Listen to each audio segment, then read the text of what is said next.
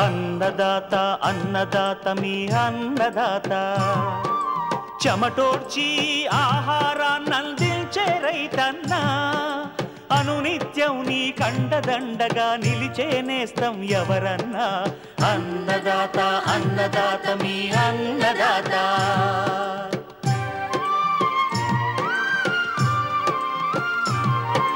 నూతన రీతుల సాగుబడికి నూరింతలు పెరిగే దిగుబడికి సూచనలిచ్చే సస్య రక్షణకు పశు పోషణకి శాస్త్ర విజ్ఞానం అందించి ముందుకు నడిపే తెలుగు రైతు భారతదేశానికి మకుటం అయ్యేలా తీర్చిదిద్దే ఆశయంతో మిమ్ము మేలు కొలిపేది అన్నదాత అన్నదాత అన్నదాత మీ అన్నదాత అన్నదాత అన్నదాత మీ అన్నదాత.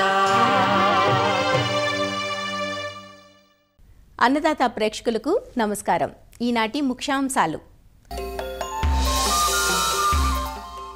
ప్రో ట్రేలలో కూరగాయల నారు పెంపకం మెలకువలు, బంజరు భూములకు అనువైన బహువార్షిక కలప పంట వెదురు సాగు, కనకాంబరం సాగులో యాజమాన్య పద్ధతులు, ఇంకా జై కిసాన్ వ్యవసాయ సమాచారం.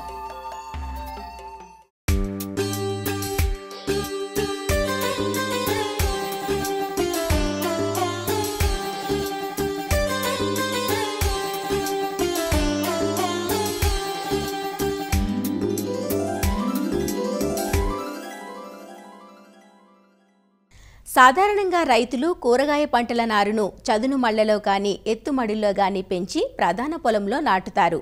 ఈ విధానంలో నారు పెంచినప్పుడు లేత నారు వాతావరణ మార్పులకు లోనవడమే కాకుండా నారుకుళ్ళు సమస్య తలెత్తుతుంది. అలానే నాటే సమయంలో వేర్లు తెగిపోయే అవకాశం ఎక్కువగా ఉండి మొక్క కుదురుకునేందుకు ఎక్కువ సమయం పడుతుంది. ఇలాంటి ఎన్నో సమస్యలకు ఆధునిక పరిజ్ఞానం పరిష్కారం చూపుతోంది.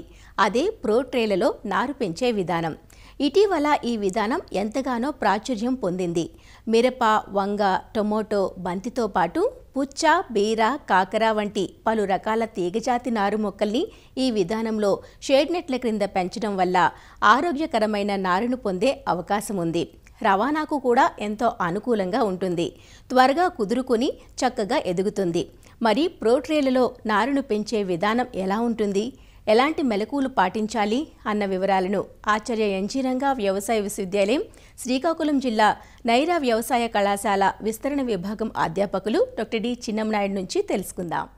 చాలామంది రైతు సోదరులు ఈ ఖరీఫ్ కాలంలోని కూడా కూరగాయల పంటలు వేయడానికి ప్రయత్నం చేస్తున్నారు. ఈ ప్రధానంగా ఏంటంటే ఈ కూరగాయల నారు చాలామంది రైతులు సొంతంగా చేసేటప్పుడు వాళ్ళు ఈ పల్లెం పద్ధతిలో వేయటం అనేది జరుగుతుంటుంది. దానివల్ల చాలా వరకు నారు కుళ్ళు తెగులు రావడం అనేది వచ్చి నష్టపోతున్నారు. అదేవిధంగా అందులో నారు పీకేటప్పుడు కూడా చాలా వరకు డ్యామేజ్ అయిపోతుంది. అలాంటి నారు ప్రధాన పొలంలో నాటితే చాలా వరకు మొక్కలు చనిపోవడం ఇలాంటివన్నీ జరుగుతూ ఉన్నాయి. కాబట్టి ఇలాంటి సమస్యలన్నింటినీ అధిగమిస్తూ ఆరోగ్యకరమైన నారు రావడానికి, అదేవిధంగా ప్రధాన పొలంలో కూడా నాటినా కానీ త్వరగా కుదురుకోవడానికి మనం ఏంటంటే ప్రో ట్రే పద్ధతిలో షేడ్ నెట్లలో నారు పెంపకం గురించి కూడా రైతులు అవగాహన పెంచుకొని ఆ పద్ధతిని అవలంబిస్తే వాళ్ళు చాలా రకాలుగా మనకి ఉపయోగకరంగా ఉంటుంది. ఒకటి ఏంటంటే ఈ ప్రో ట్రేల్లో కోకోపిట్ వాడి మనం విత్తనం వేస్తాం కాబట్టి విత్తన మొలక శాతం అనేది బాగుంటుంది. వర్షాలు పడినా కానీ నీరు నిలవకుండా ఉంటుంది కాబట్టి నారు ఆరోగ్యంగా ఉండి కుళ్ళు తెగుళ్ళు రాకుండా ఉంటాయి. అదేవిధంగా ఈ ప్రో ట్రేలో మనం కోకోపిట్ వాడటం వల్ల నారు 25-30 రోజులు పెరిగిన తర్వాత మన ప్రధాన పొలంలో నాటినప్పుడు ఈ కోకోపిట్ ఉండడం వల్ల ఏంటంటే నీరు ఎక్కువసార్లు పోయాల్సినటువంటి అవసరం ఉండదు. మరి ఇది ఏ విధంగా నారు పెంచుకోవాలి, దీనికోసం పద్ధతి కనుక చూస్తే ఈ ప్రో ట్రేలు కూడా మనకి ఏంటంటే 98 రంధ్రాలు ఉంటాయి. అంటే మనకి బంతి కానీ టొమాటో కానీ వీటి కోసం చేసుకుంటే ఈ 98 రంధ్రాలు కలిగిన ప్రో ట్రే సరిపోతుంది. అదేవిధంగా క్యాబేజ్, కాలీఫ్లవర్ కొంచెం ఆకులు వెడల్పుగా ఉంటాయి, వంగ కూడా ఆకులు వెడల్పుగా ఉంటాయి. అది మనకి 54 రంధ్రాలు కలిగినటువంటి ప్రో ట్రేలు అందుబాటులో ఉంటాయి. అంటే పంటను బట్టి మనం రకరకాల ప్రో ట్రేలను ఎంపిక చేసుకోవాలి. ఇకపోతే ఇందులో కోకోపిట్ ఏ విధంగా వేయాలి అని చూస్తే ఈ విత్తనాలు వేసే ముందు ఈ కోకోపిట్ బ్లాక్స్ని కానీ కోకోపిట్ని తేమ పెట్టి అంటే నీటిని అందించాలి. ఆ కోకోపిట్కి పట్టిన తేమ ఎలా ఉండాలంటే మనం చేతితో గనక పిడిస్తే చేతులకి చెమ్మంటాలి. ఈ చేతి వేళ్ళ మధ్య నుంచి డ్రాప్స్ లాగా మాత్రమే ఆ తేమ ఉండాలి. ఆ విధంగా మనం ఉంచుకోవాలి. అదేవిధంగా ఈ కోకోపిట్ ఏంటంటే ఎక్కువ మనకు పోషకాలు అయితే ఉండవు. కాబట్టి దీనికి వీలైతే కనుక 60% కోకోపిట్టు, 40% వర్మి కంపోస్ట్ కానీ, లేదా 75% కోకోపిట్టు, 25% వర్మి కంపోస్ట్, ఈ విధంగా కనుక మనం కలిపి కనుక వేసుకుంటే లేత నారు మొక్కలకు కూడా పోషకాలు మనకి సేంద్రియ ఎరువు రూపంలో ఈ వర్మి కంపోస్ట్ ద్వారా అందుతాయి.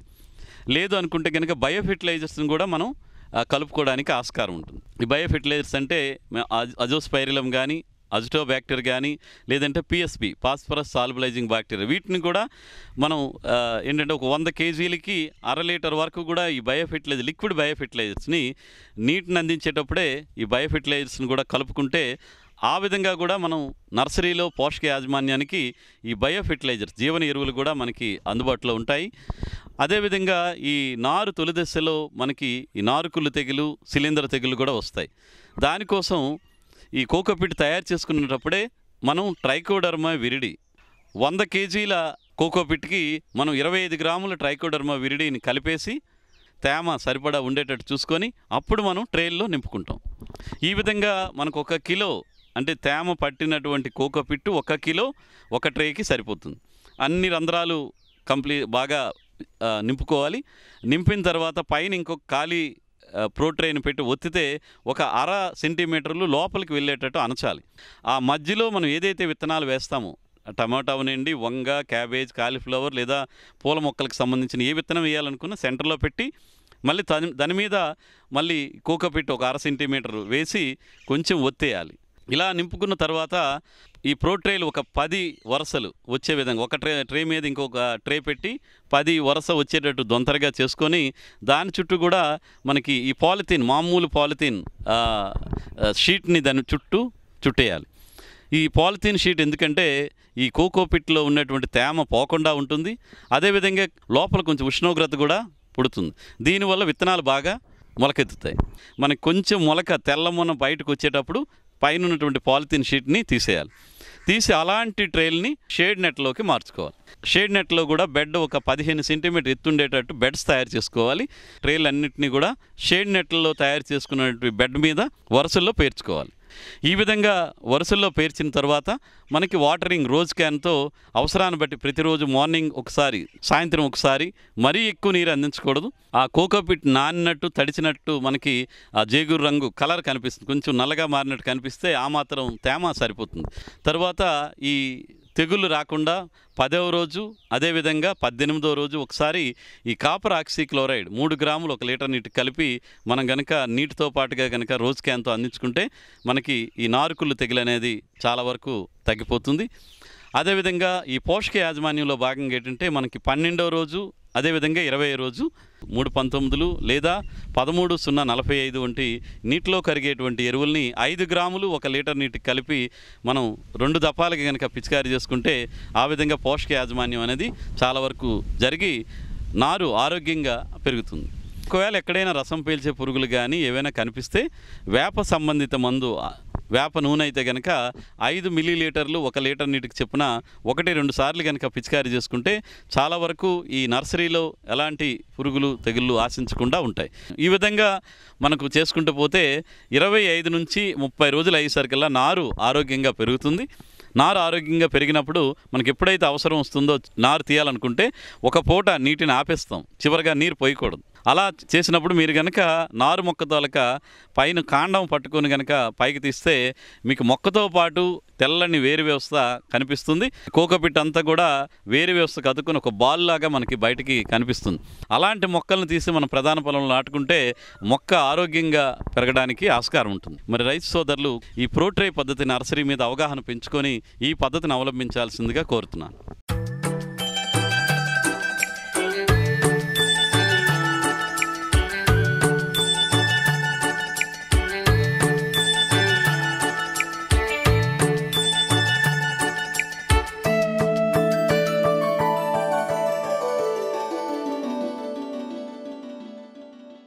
వాణిజ్యపరంగా సాగు చేయబడుతున్న పూల పంటల్లో కనకాంబరం ఒకటి. ఆకర్షణీయమైన రంగు, మంచి నిల్వగుణం కనకాంబరం సొంతం. తేలిగ్గా ఉండే కనకాంబరం మాలలకు మార్కెట్లో ఎప్పుడూ మంచి డిమాండ్ ఉంటుంది. అందంలోనే కాక సాగులోనూ కనకాంబరానిది ప్రత్యేక స్థానమే. వాతావరణంలో ఏర్పడే హెచ్చుతగ్గులను తట్టుకొని అన్ని రకాల నేలల్లోనూ పెరుగుతుంది. సంవత్సరమంతా పూలనిస్తుంది. సాంప్రదాయ పంటలు సాగు చేసే రైతులు కొద్దిపాటి విస్తీర్ణంలో ఈ పంటకు స్థానం కల్పిస్తే మంచి ఆదాయం పొందే అవకాశం ఉంది. కనకాంబరాన్ని జూన్, జూలై మాసాల్లో నాటుకుంటారు. కనకాంబరానికి ఎండు తెగులు, వేరుకుళ్ళు సమస్య ఉంటుంది. వీటిని సరైన యాజమాన్యంతో అధిగమించి కనకాంబరం నుంచి ఎకరాకు సంవత్సరానికి 3 నుంచి 4 టన్నుల దిగుబడిని పొందే అవకాశం ఉంది. కనకాంబరం సాగులో ఆది నుంచి పాటించాల్సిన మెలకువలను ఇప్పుడు తెలుసుకుందాం.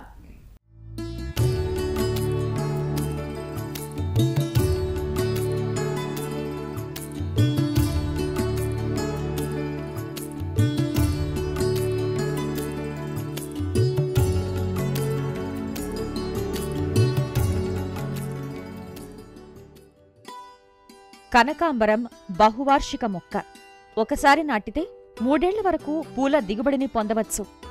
ఇది ఉష్ణమండలపు పంట. వాతావరణ హెచ్చుతగ్గుల్ని తట్టుకుని నాణ్యమైన పూలనిస్తుంది. సాధారణ ఉష్ణోగ్రతలు, గాలిలో తేమ శాతం ఉన్న ప్రాంతాలు సాగుకు అనుకూలంగా ఉంటాయి. కనకాంబరాన్ని సాగు చేయడానికి అన్ని రకాల నేలలు అనుకూలం. సారవంతమైన ఒండ్రు నేలలు మంచి దిగుబడులనిస్తాయి. మురుగునీరు ఇంకని నల్ల నేలల్లో ఎండు తెగులు సమస్యగా ఉంటుంది. కాబట్టి నీరు ఇంకే నేలల్ని సాగుకు ఎంచుకోవాలి. నులి పురుగుల సమస్య ఉన్న నేలలు పనికిరావు. ఉదజని సూచిక 6 నుంచి 7.5 ఉన్న నేలలు సాగుకు అనుకూలమైనవి.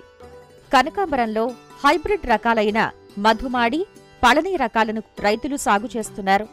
కనకాంబరాన్ని విత్తనం, కొమ్మ కత్తిరింపుల ద్వారా ప్రవర్ధనం చేసుకోవచ్చు. విత్తనాలు కోసిన కొద్ది రోజులకే మొలకెత్తే శక్తిని కోల్పోతాయి. కనుక నారు పోయడానికి అప్పుడే తీసిన విత్తనాన్ని ఉపయోగించుకోవాలి. ఎకరాకు 2 కిలోల విత్తనం సరిపోతుంది. నారుమడి కోసం పొలాన్ని 3 నుంచి 4 సార్లు బాగా దున్నాలి. 4 మీటర్ల పొడవు, 1 మీటర్ వెడల్పు, 15 సెంటీమీటర్ల ఎత్తుగల నారుమళ్లను తయారు చేసుకోవాలి. విత్తే ముందు కిలో విత్తనానికి 3 గ్రాముల మ్యాంకోజెబ్ కలిపి విత్తన శుద్ధి చేసి ఎత్తుమళ్లపై వరుసల్లో విత్తుకోవాలి. దీనిపై వర్మీ కంపోస్ట్ పలుచగా చల్లి ఎండుగడ్డిని కప్పాలి. రోజ్ క్యాన్తో నీరు అందించాలి. విత్తనం మొలకెత్తాక ఎండుగడ్డిని తీసేయాలి. విత్తిన 20-40 రోజులకు లీటర్ నీటికి 2.5 గ్రాముల అమ్మోనియం సల్ఫేట్ పిచికారీ చేయాలి. 45 నుంచి 50 రోజులకు నారు ప్రధాన పొలంలో నాటుకునేందుకు సిద్ధమవుతుంది.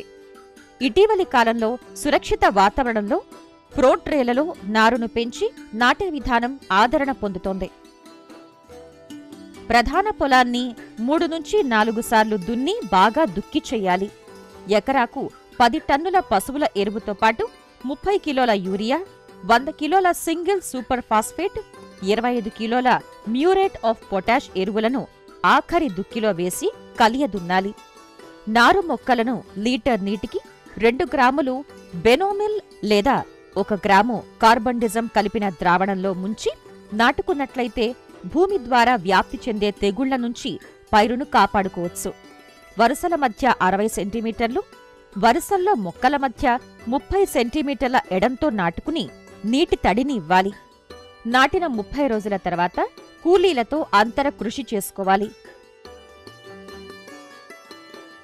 నాటిన 3, 6, 9 నెలలకు 3 దఫాలుగా ప్రతిసారి ఎకరాకు 35 కిలోల యూరియా, 15 కిలోల మ్యూరేట్ ఆఫ్ పొటాష్ ఎరువులను పైపాటుగా అందించాలి. పోషక లోపాలను నివారించడానికి లీటర్ నీటికి 5 గ్రాముల సూక్ష్మ పోషక మిశ్రమం పిచికారీ చేయాలి. వాతావరణ పరిస్థితులు, నేలలను బట్టి నీటి తడులను అందించాలి. పొలంలో నీరు నిల్వ ఉండకుండా చూసుకోవాలి. డ్రిప్ ద్వారా నీటిని అందిస్తే నీటి ఆదాతో పాటు ఎరువుల్ని ఫెర్టిగేషన్ ద్వారా ఇవ్వవచ్చు. అంతేకాదు తెగుళ్ల సమస్యను అదుపులో ఉంచవచ్చు. కనకాంబరానికి నులి పురుగులు, వడలు తెగులు ప్రధాన సమస్యలు. వడలు తెగులు ఆశించిన మొక్కల ఆకులు పసుపు రంగుకు మారి రాలిపోతాయి. వేరు కుళ్ళి మొక్క చనిపోతుంది. తెగులు నివారణకు 3 గ్రాముల కాపర్ ఆక్సీక్లోరైడ్ లేదా 1 గ్రాము కార్బండిజం లీటర్ నీటికి కలిపి మొక్కల మొదళ్లలో నేలంతా తడిచేలా పోయాలి. నులిపురుగులు ఆశించిన మొక్కల్లో పెరుగుదల తగ్గి మొక్కలు గిడసబారిపోతాయి. వీటి నివారణకు ఎకరాకు 10 కిలోల కార్బోఫ్యూరాన్ 3G గుళికలను వేసుకోవాలి. కనకాంబరం నాటిన 90 రోజుల నుంచి పూలు కోతకొచ్చి సంవత్సరం పొడవునా పోస్తాయి. రోజు విడిచి రోజు పూల కోత చేపట్టాలి. సాగులో శాస్త్రీయ యాజమాన్య పద్ధతుల్ని ఆచరించినట్లయితే కనకాంబరం నుంచి ఎకరాకు సంవత్సరానికి 3 నుంచి 4 టన్నుల దిగుబడిని పొందవచ్చు.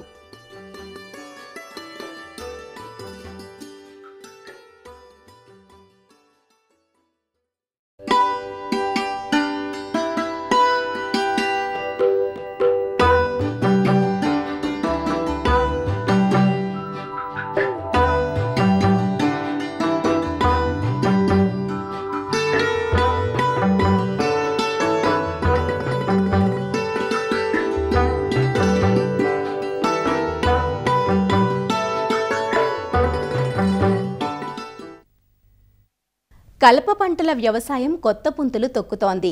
భూముల విలువ పెరగటం, కూలీల లభ్యత తగ్గటం, నీటి వస్తువులు తగ్గిపోవటం వంటి సమస్యలతో సాంప్రదాయ పంటల వ్యవసాయం కొట్టుమిట్టాడుతున్న ప్రస్తుత నేపథ్యంలో రైతులు సమస్యలు సవాళ్లు తక్కువగా ఉండే దీర్ఘకాలిక పంటల వైపు దృష్టి సారిస్తున్నారు.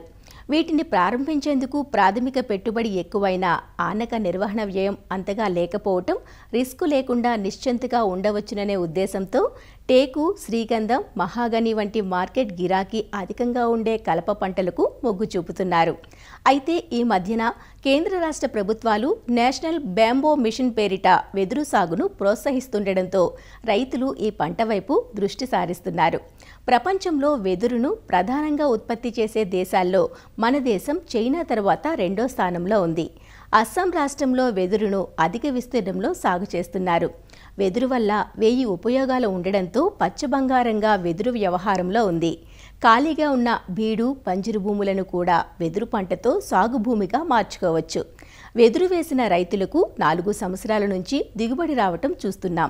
ఒక్కో బ్యాంబోకు మార్కెట్లో దాదాపు 40 నుంచి 90 రూపాయల వరకు ధర పలుకుతోంది. మన ప్రాంతాల్లో వెదురు సాగుకు అనువైన రకాలు, సాగులో తీసుకోవలసిన జాగ్రత్తలను వివరిస్తున్నారు మెదక్ జిల్లా నర్సాపూర్ మండలంలోని నత్నాయపల్లి వ్యవసాయ పరిశోధనా కేంద్రం ప్రధాన శాస్త్రవేత్త డాక్టర్ శోభ. బ్యాంబూ కూడా మంచి ఆదాయాన్ని ఇచ్చేటటువంటి పంట. ఎందుకంటే బంజరు భూములు కానీ, బీడు భూములు కానీ ఖాళీగా వదిలేయకుండా అలాంటి భూములలో మంచి ఆదాయాన్ని తీసుకోవాలంటే మనకి బ్యాంబూని ఎంపిక చేసుకోవడం చాలా మంచిది. అయితే దీంట్లో మనకి కమర్షియల్గా ఇంపార్టెంట్ ఉండేటటువంటి స్పీషీస్ అంటే బాంబూజా బాల్కోవా, దీన్ని బీమా బ్యాంబూ అంటాము. మళ్ళీ బాంబూజా స్టాక్సీ అనేటటువంటి స్పీషీస్ కూడా మంచి దిగుబడి ఇచ్చేటటువంటి బ్యాంబూ స్పీషీస్. అంతేకాకుండా బాంబూజా తుల్డా అనేది కూడా బాగుంటుంది. ఈ 3 స్పీషీస్లో ఏదైనా కూడా ఎంపిక చేసుకొని పెట్టుకోవచ్చు. మరి మంచి దిగుబడి రావాలి అంటే బాంబూకి ముఖ్యంగా పొలం తయారీ చాలా ముఖ్యమే ఉంటుంది. దీనికి గాను ముఖ్యంగా బాంబూ ఎక్కడైతే మనం పెడుతున్నామో 3 మీటర్లు మొక్కలకి మధ్య అంతరంతో బాంబూ పెట్టుకోవాల్సి ఉంటుంది. ఈ పాదులను తీయడం అనేది చాలా ముఖ్యమైనటువంటి ప్రక్రియ.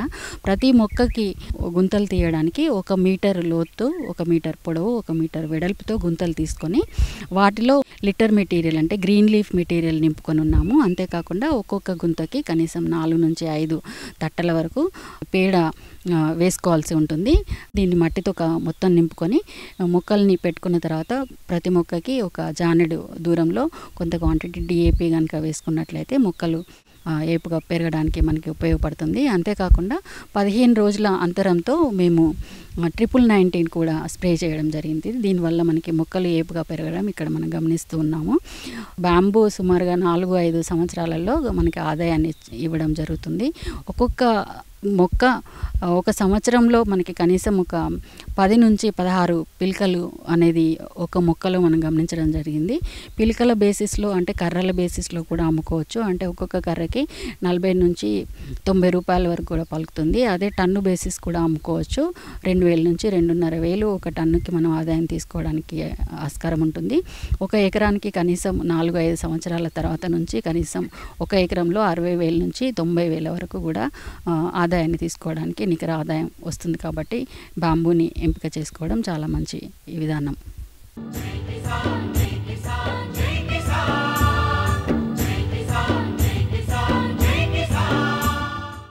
వ్యవసాయ సమాచారం ఇప్పుడు జై కిసాన్లో చూద్దాం.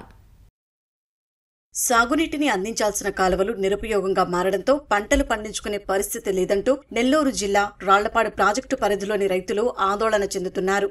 జిల్లాలోని కందుకూరు నియోజకవర్గంలో ఉన్న ప్రధానమైన జలాశయం రాళ్లపాడు 150 గ్రామాలు 4 మండలాల రైతాంగానికి సాగునీరు అందిస్తుంది. గత 5 ఏళ్లుగా నిర్వహణ లేక జలాశయంలోకి నీరు రాని పరిస్థితి. కుడి కాలువ పరిధిలో 18,000 ఎకరాలు సాగుభూమి ఉండగా ఎడమ కాలువ పరిధిలో 5,000 ఎకరాల్లో పంటలు పండిస్తారు. అనధికారికంగా మరో 4,000 ఎకరాలు పండిస్తారు. ఇంత ప్రాధాన్యత కలిగిన జలాశయం కాలువల్లో గత 3 ఏళ్లుగా కనీస సాగుకు నోచుకునే పరిస్థితి లేకుండా పోయింది. కాలువలు జమ్ము కంప చెట్లతో నిండిపోయి వర్షాలకు పడిన నీరు కూడా పారుదల కాని పరిస్థితి వచ్చిందంటూ రైతులు వాపోతున్నారు. మా ప్రాజెక్టులో దాదాపుగా ఇప్పుడు 5 సంవత్సరాల నుంచి పంటలు లేవు. సంవత్సరాల నుంచి ఇన్పు వాటర్ అందినట్లేదు, ప్రాజెక్టు నీళ్ళు రావట్లేదు. పంటలు పండక చాలా రైతులు గగ్గోలు పెడతారు. కాలువలు చాలా మరమ్మతులు ఉన్నాయి. ఒకవేళ వర్షాపాతం వల్ల చెరువు నీళ్ళు వచ్చినా కాలువలకు నీళ్ళు వచ్చే పరిస్థితి లేదు. ఎడం కాలువ పనులు చేయక 20 సంవత్సరాలు అయింది. అక్కడ పూడికి తీసే నాదులు కూడా లేదు. ఉపాధి హామీ దాని కింద చేసినా ఒక దిగిపోతుంది. కానీ ఈ కాలువ కింద 2,000 ఎకరం, ఆ కాలువ కింద 16,000 ఎకరం ఉంది. 2 కాలువల పరిస్థితి. కుడి కాలువ సైడ్ మొత్తం రోడ్లు గేట్లు మొత్తం ఏం లేదు, జంగిల్ కిల్లర్స్ కమ్మకపోయి ఉండేవి. కాలువ దమ్ము పెరిగిపోయి కాలువ అంతా సుక్క నీళ్ళు కూడా లీక్ నీళ్ళు కూడా కిందకు పోయే మార్గం లేదు. అది 10 సంవత్సరాల నుంచి అట్నే పడిపోయి ఉండేవి. ఇక ఏదైనా మనుషులు పోవాలన్నా కూడా ఇక్కడ నుంచి దేవకి మక్కనపాలెం సిపాలెం పోవాలన్నా కట్టన పోయే మార్గం ఏం లేదు. ఈ లస్కర్లు బస్కర్లు పోయి ఆ టైంలో ఏదో అప్పుడు వేస్తుండేది. లస్కర్లు కానీ గేదెలు కానీ పోయి కార్లు పోవటం జరిగేది. అట్లాంటివన్నీ బంద్ అయిపోయి చుట్టూ తిరిగి సిపాలెం మీద సాయిపేట అటు పోవాల్సి వచ్చింది. ఏ మనుషులు పోయినా బండ్లు పోయినా. ఎడవ కాలం కింద రైతులు సార్ ఇక్కడ నుంచి మొత్తం అయినా చూసుకోండి సార్. గంగపాలెం బ్యాంచ్ అని ఉంది, శివలపేట బ్యాంచ్ అని ఉంది. గంగపాలెం బ్యాంచ్ కాడ తలుపు కూడా లేకుండా ఇరగబడి ఇవాళ మామూలు గట్టిగా మనం నడవాలన్నా నడిచే ఇది లేదు, పడిపోయేటట్టు ఉంది.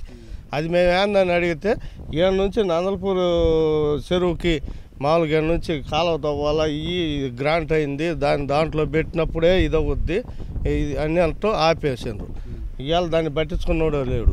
చిల్ల చెట్లు కంప బలిసిపోయి ఇవాళ అన్ని లీకు నీళ్ళు పోవాలంటే కిందకు పోయే పరిస్థితే లేదు. జంపాలవారిపాలెం, వాకమళ్లవారిపాలెం దిగువ గ్రామాల్లో కాలువలు దెబ్బతిన్నాయి. చివరి భూములకు చుక్క నీరు పారుదల కావడం లేదు. స్పిల్వే గేట్లు కూడా లీక్ అవుతున్నాయి. ప్రాజెక్టు డ్యాం రోడ్డు పూర్తిగా దెబ్బతిని పొలాలకు వెళ్లేందుకు సైతం ఇబ్బందికరంగా మారిందని రైతులు చెబుతున్నారు. లెఫ్ట్ ఛానల్ రైట్ ఛానల్ అంతా గడ్డి మలిసిపోయింది. వాటర్ ఏం లేదు, రైతులకేం ఉపయోగం లేదు. కాంట్రాక్ట్ బేసిక్లో పెట్టుకునేది ఏంటండి, అంతలా రిజర్వాయర్ డిస్ట్రిక్ట్ మేజర్ రిజర్వాయర్. అది జంగిల్ క్లియరెన్స్ ఏమన్నా చేశారా? ఎవరు దానికి ఒక టెండర్ అవసరం లేదు. ఉండే లస్కర్స్ ఓన్లీ వాళ్ళ స్టాఫ్ వాళ్ళ ఒక్కరితను ఒక్క చెట్టు కొడితే అయిపోతాయి. మేము కోరుకునేది ఏంటంటే ప్రాజెక్టుకి jungle clearance, project come authority ఉండాలి. రైతులు ఈరోజు వలసపోతుందంటే 10 ఎకరాల పొలం నోడు పోయి బేల్దారి కాడ బొచ్చం వస్తున్నాడు హైదరాబాద్లో. ఎంత దుస్థితి 5 ఏళ్లలో. చెరువు మంచి మెయింటైన్ లేదు సార్, కాలువలు కానీ మెయింటైన్ ఏం లేదు. ఏముంది వర్షాలు తక్కువ, నీళ్లు మాకేం ప్రాజెక్టుకి సంవత్సరాల చేరు ప్రాజెక్ట్ నుంచి లేవు. కాలువలో మంచి పూడికలు తీపిచ్చి గుర్రపు డెక్కలు ఉన్నాయి కదా అవన్నీ తీపిచ్చి చెరువు మంచి మెయింటైన్ ఉంటే పర్వాలేదు, లేకపోతే అంతా వలసపోయే పరిస్థితులు ఉన్నాయి. ఆ కాలువల మీద వెళ్తూ ఉంటే మొత్తం జంగిల్ పడిపోయి కనీసం రేపు వర్షాలు వచ్చినా కూడా ఆ జంగిల్లో నుంచి వాటర్ బయటికి రాని పరిస్థితి. ఉత్తర కాలువ విషయంలో కూడా ఏదైతే మనకి సోమశిల 1.5 TMC వాటర్ రావాలో ఆ వాటర్ కూడా సఫిషియెంట్గా రావడం లేదు. 150 మీటర్లు రాకు కొంచెం అడ్డుపడి రాళ్ళపడికి రావాల్సిన 1.5 TMC కూడా కొంచెం హైట్ లెవెల్ కట్ చేయాల్సిన పరిస్థితి ఉంది. డీప్ కట్టింగ్ ఉంది. అదేవిధంగా కింద కాలువలు కూడా ఎక్కడ కూడా మొత్తం జంగిల్ పడిపోయి వాటికి కూడా రేపు వచ్చే వర్షాకాలం సీజన్కి వచ్చే ముందే వాటన్నిటిని కూడా క్లియరెన్స్ చేయించే దానికి కూడా యుద్ధ ప్రాతిపదికన చేయించే కార్యక్రమం కూడా చేయడానికి రెడీగా ఉన్నాం. జలవనరుల శాఖ అధికారులు స్పందించి రాళ్లపాడు కాలువల మరమ్మత్తు పనులు సత్వరం చేపట్టాలని రైతులు కోరుతున్నారు. మరిన్ని విభిన్న అంశాలతో రేపటి అన్నదాతలో మళ్ళీ కలుసుకుందాం. అంతవరకు సెలవు, నమస్కారం. అన్నదాతలు తమ సందేహాలు సమస్యలను 1800-425-4085 టోల్ ఫ్రీ నంబర్లో ఉదయం 10 నుంచి 11 గంటల మధ్య పని దినాలలో సంప్రదించగలరు. ఈ కార్యక్రమాన్ని యూట్యూబ్లో www.youtube.com/అన్నదాత ఈటీవీ లింక్ ద్వారా వీక్షించవచ్చు. అన్నదాత కథనాలు ఈటీవీ విన్ మొబైల్ యాప్లోనూ వీక్షించండి.